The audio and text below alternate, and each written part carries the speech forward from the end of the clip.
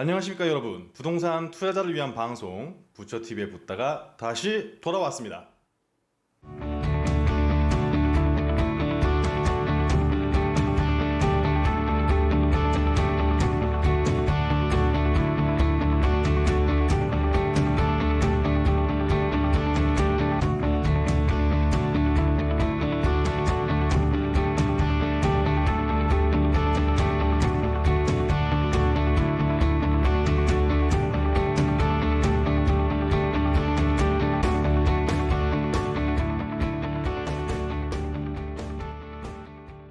오늘은 요즘 이슈가 되고 있는 내용인 부동산 물물 교환에 대해 얘기해 볼까 합니다.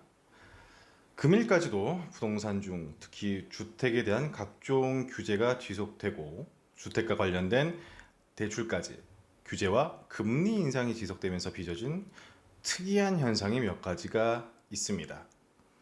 얼마 전까지는 전세 세입자와 임대인의 임대차 보호법과 관련된 파해법이 각종 부동산 커뮤니티를 뜨겁게 달구었었죠. 투자자인 임대인끼리 모인 방에서는 각종 판례를 통해서 이 2+2를 무력화시키는 방법을 서로가 찾아냈었고, 임차인들끼리 혹은 한옥론자분들끼리 모인 방에서는 임대인의 파해법을 또다시 법적으로 고소하거나 방어할 수 있는 방법을 공유하면서 서로를 적대시하는 분위기로 갔었습니다. 이후에는 전세대출 금액의 한도가 부족해지자 이를 또 파해하는 방법이 나왔었죠. 예를 들면 전세대출 금액과는 별도로 이 부족한 전세 금액뿐만큼을 고액의 월세 형태로 월 납입 금액을 따로 약정한 후에 전세 만기 시점이 되면 전세 보증 금액에 이 월 납입했던 금액들을 총 금액으로 합산을 해서 세입자에게 돌려주는 방식으로 전세 금액의 총액을 맞추는 형태였습니다. 그리고 분양권 손피 상품 같은 경우에는 이 손피라는 개념 자체가 따로 절세할 수 있는 방법, 세금을 활용하는 방법이 나왔을 때도 눈길을 많이 끌었었죠. 정확히는 이 손피를 통해서 세금을 절세하는 방법을 찾아감으로써 투자의 연속성을 이어가는 방식이었다고 할 수가 있습니다. 여기까지 말씀드린 사례들은 어차피 레버리지를 활용한 투자자들의 고군분투기였다고 할 수가 있죠. 따라서 실수요자 분들 중 1주택자 분들이나 또는 실거주를 목적으로 주택을 매수하고 있었던 분들, 그리고 조금 더 상급지로 가기 위해서 조금 무리는 되더라도 실거주하는 1주택과 또 투자 개념의 한 주택을 또 보유하셨던 분들에게는 솔직히 그렇게 크게 와닿지 않는 이야기였을 겁니다.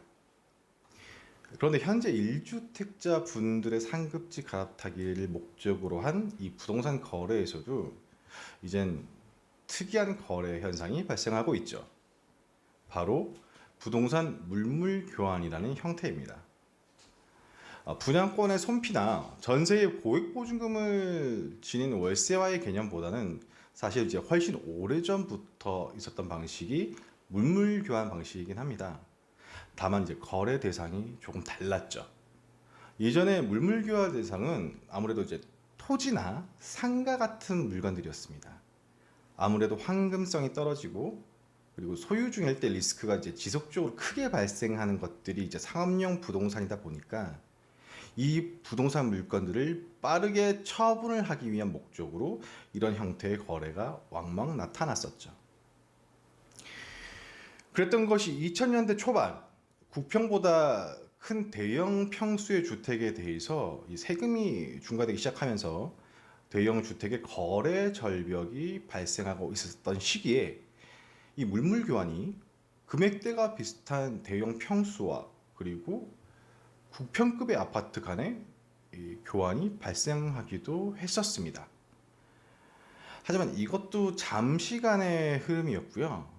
이 아무래도 대형 평수보다는 당시 세금 부분이나 여러 가지 선호도를 봤을 때 이 국평 사이즈 34평대의 아파트 가격이 잘 오르기도 했었기 때문에 아무래도 사이즈는 크다 하더라도 대형 평수와의 거래, 물물 교환은 조금 틈을 두고 점차 사라지게 되었습니다. 그랬던 것이 규제가 중첩되어 가다가 지금에 이르러서까지는 다시 금매 거래에 필요한 대안이 되어버렸습니다. 특히 세금 문제 때문에 이런 거래의 필요성을 느끼시는 분들이 많아졌기 때문인데요. 잘 아시겠지만 기존 주택에서 2년 이상 실거주 후 갈아타기를 위해서 이 집을 파셔야 하는 분들 중에 1가구 2주택, 특히 규제 지역에 기존 주택이 계셨던 분들은 신규 주택을 취득한 날로부터 1년 이내에 매도할 경우 그냥 일반적인 1주택자와 동일하게 12억까지의 양도세를 비과세로 적용받을 수가 있습니다. 근데 문제는 여기서부터인데요. 그런데 이제 주택의 숫자 기준 자체가 좀 더 강화되고 뒤섞이게 되면서 1주택이라고 생각하고 계셨던 분들이 갑자기 2주택자가 되어버린 경우가 좀 많이 발생을 해버렸습니다. 대표적으로 오피스텔이 있겠죠. 종전까지는 오피스텔이 주택수에 포함되고 있지 않았다가 갑자기 주택수로 포함이 되면서 졸지에 2주택자가 되신 분들이 이번 정권 때 꽤나 숫자가 많으셨습니다. 그 외에 경기도나 서울 외곽 지역의 실거주 1주택을 보유하면서 다른 한 채는 투자 용도로 갖고 계셨던 분들, 그리고 본인들 실거주집 외에 부모님 집을 자기 이름으로, 그러니까 본인의 이름으로 추가적으로 등록만 해놓으셨던 분들, 뭐 유형은 다양하게 있으시겠지만 나머지 사항은 추가적으로 논하진 않겠습니다. 자, 이런 1가구 2주택자 분들이 양도세 비과세를 위해서 물물 교환을 선택하게 된 이유는 세법상 이 부동산 교환 거래도 거래의 한 유형이기 때문에 양도세 비과세 적용이 가능하기 때문입니다. 현금이 없거나 급하게 처리할 부동산에 대해 시간 대비 비용을 좀 많이 아끼면서 손쉬운 처리 방법이었기도 했던 이 물물 교환 방식이 반복된 규제로 점철된 이 비정상적인 시장을 형성하면서 결국 토지나 상가에서 거래되던 이 물건의 거래 방식들이 주택에까지 오게 된 것이죠.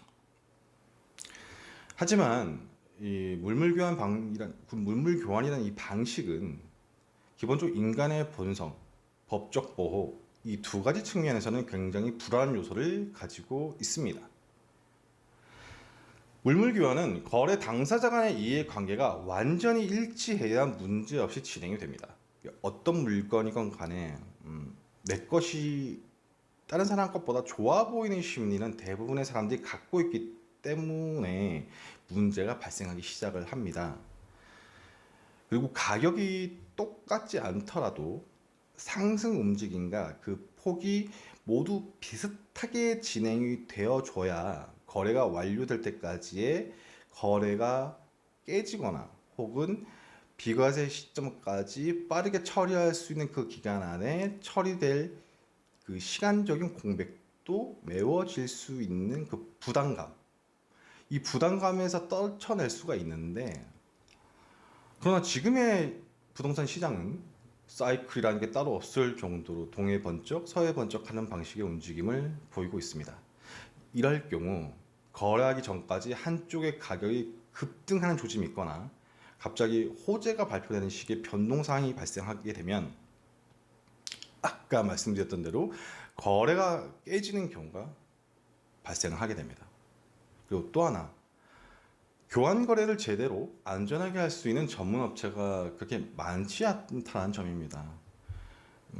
개별적으로 공인중개사 일을 하시는 분들에게도 이 상호 간의 물물 교환 거래 문제가 발생했을 때의 법적인 절차를 제대로 수행할 수 있는 지식이나 경험이 거의 없다시피 하거든요. 이런 거래 자체가 워낙 특별한 케이스이기 때문이죠. 그나마 신뢰성을 갖고 매물과 지점을 다량 보유하고 있는 대형 중개법인의 같은 경우에는 수수료가 조금 과도한 측면이 있습니다. 또 빠르고 신속한 거래가 이런 대형 중개법인들의 업무 핵심이다 보니까 같은 지역 내의 물건끼리 거래하기보다는 그 그 지역은 상이하더라도 그냥 금액을 맞추는 식의 거래가 많아지게 되었죠. 요즘 부동산 거래 데이터가 올라오는 것들을 보면 금액이 시세보다 갑자기 떨어진 개별 물건들이 한두 건 정도 눈에 띄는 것들이 있습니다. 특히 서울은 노도강, 경기도 지역은 서울 인근에 붙어있는 단지에서 왕왕 보이고 있죠. 지역은 대부분 규제 지역에서 나타납니다.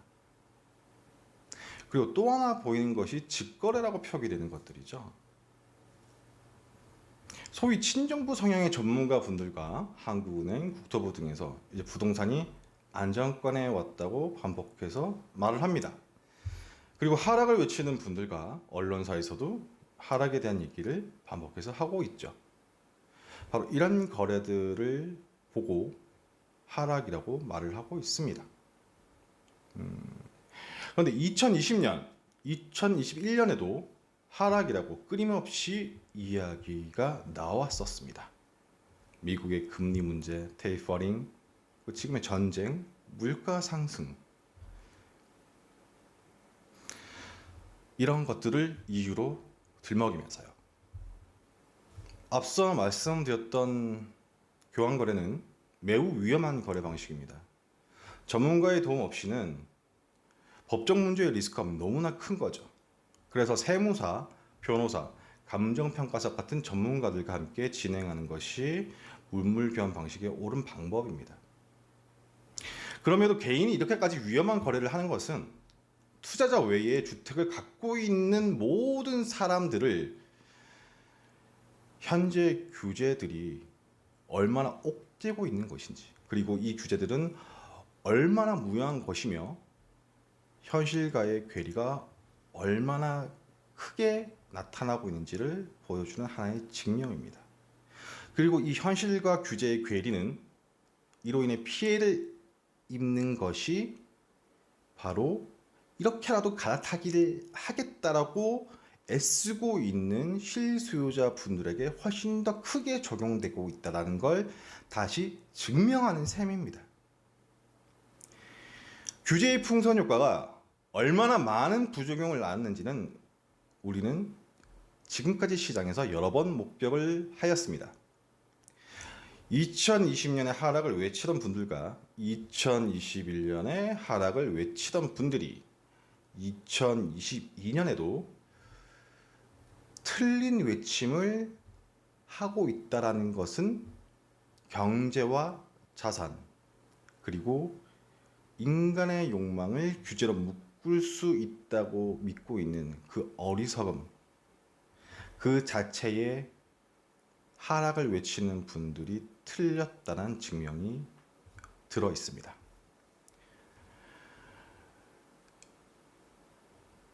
마시멜로 실험이라는 것이 있습니다. 아이들에게 마시멜로를 주면서 잠깐 자리를 비울 동안 이걸 안 먹고 참고 있으면 갔다 와서 상으로 하나를 더 줄게 라고 말하고 아이와 마시멜로만 두고 잠깐 자리를 비우는 것이죠. 보통 그 실험에서 10명의 아이들 중 2~3명 정도는 잘 참는 모습을 보입니다. 이 실험의 목적은 그 20년 뒤에 그렇게 참았던 아이들이 다른 아이들에 비해서 사회적으로 얼마나 성공했느냐를 확인해 보는 실험이었습니다. 그런데 여러분, 이 간단한 실험에서조차 욕망을 참았을 때 마시멜로 하나를 더 주는 방식을 택합니다. 왜냐하면 이전 실험에서 아이들에게 먹지 마, 그냥 먹지 마, 먹으면 안 돼 라고 했을 때 10명의 아이 중 거의 대부분이 그냥 몰래 먹더라는 거죠. 인간의 욕망이란 바로 이런 것입니다. 여러분, 대선이 코앞으로 다가왔습니다. 부디 현명한 선택하시기 바라고요. 오늘의 규제로 여러분의 미래를 묶어두시는 일은 없으시길 바라겠습니다. 인간의 욕망은 규제나 벌로 참아지는 것이 아닙니다. 그 욕망에 상응할 만한 대가가 필요한 것이죠. 다음 시간에 뵙겠습니다. 감사합니다.